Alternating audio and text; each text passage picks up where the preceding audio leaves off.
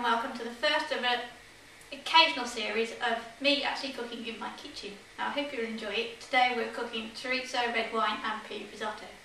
Okay, to make these things you will need onions, in this case red onion, but you can use white if you prefer, and 2 cloves of garlic chopped up. Risotto rice, there is 300 grams there, which is enough to feed 3 hungry people, because that's what I had left. But you can double these amounts to make yourselves. 100 grams of pancetta, queued up, and 1 whole chorizo sausage, cut in cubes as best as you can. And some red wine. There's probably 50 to 100 ml there, just make sure you get it out before the chef gets it. Okay, a good bunch of parsley chopped up, in this case flat leaves, but please use curly if you prefer.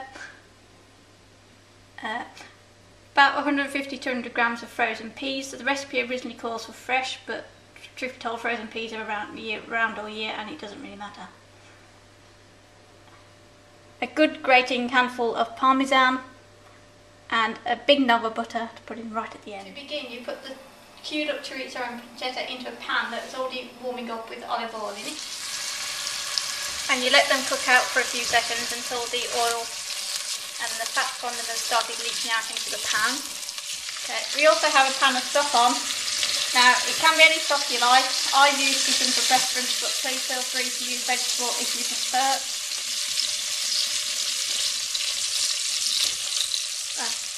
Once the pancetta and the chorizo has cooked down for a couple of minutes and you have lovely red oil, please now add your onion and garlic, so that you can get all the flavours.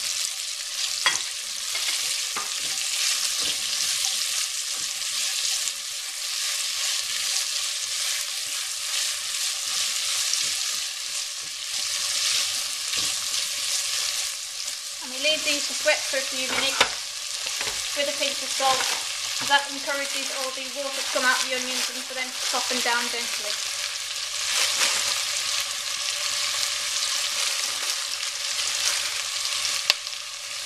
Once the onions have softened and are now completely covered in the red juices from the chorizo, you add your risotto rice in and give that a stir so that can soak for the lovely juice as well. It's tinging red already.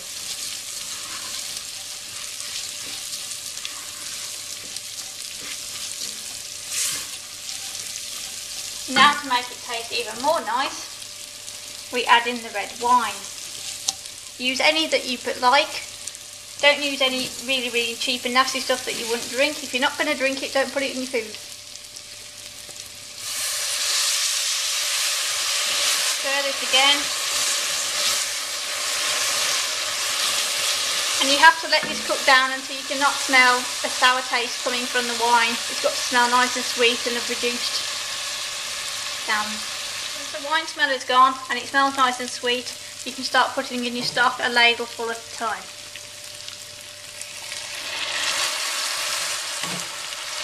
And you just got to keep stirring.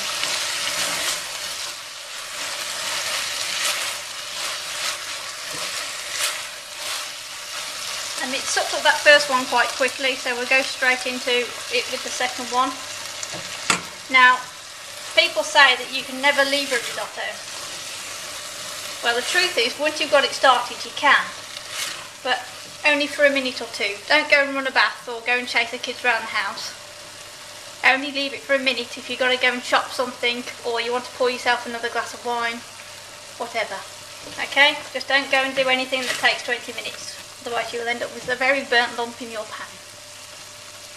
Okay, get the time again for another piece of stock. Okay.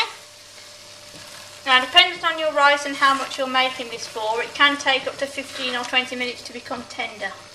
So you just got to keep stirring, letting it bubble away,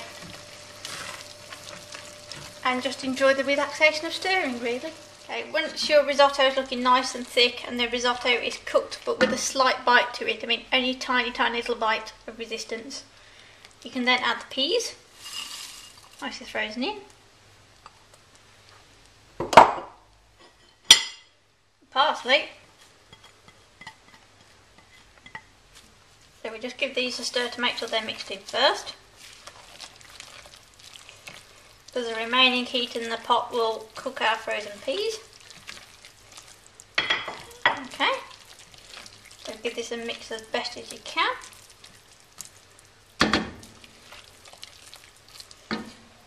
Then you add the parmesan and a big knob of butter. Now, don't ask me what the big knob of butter does, but it turns it into very unctuous and very delicious. So, once you've given them a bit of a stir and it started to melt, give your spatula a bit of a bash as best you can, and however hungry you are, do not touch this for 2 minutes. Your risotto will be better for it. Okay, and once you've given your risotto your 2 minutes, you can then serve it.